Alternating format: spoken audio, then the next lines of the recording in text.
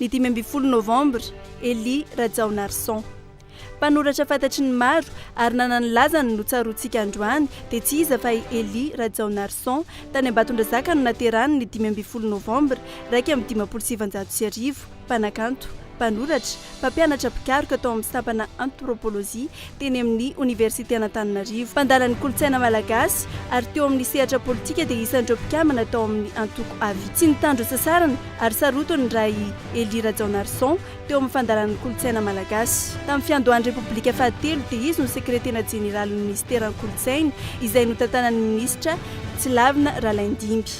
Mpanoratra Eli Rajaonarson, izy no isan'ireo nanorina fikambanana mpanoratra faribolana sandratra ary nanentana izany fikambanana mpandalina ny kanto izany nandritra ny taona maro. Isan'ireo boky navokany ranitra izay nivoaka ny taona 2070 ary voadikany amin'ny teny frantsay. Ankoatra ny tononkalo nosoratany dia nandika amin'ny teny malagasy ireo sanganasany Bernard Marie Kolo TV, mpampianatra mpikaroka teny amin'ny Université Antananarivo nandritra ny 20 taona tao amin'ny sapam-pampianarana antropolojia.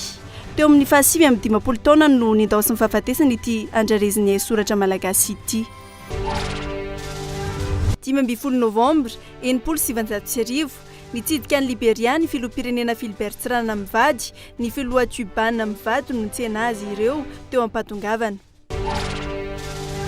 10 Novambra andro iraisam-pirenena ho an'ireo mpanoratra voafonja.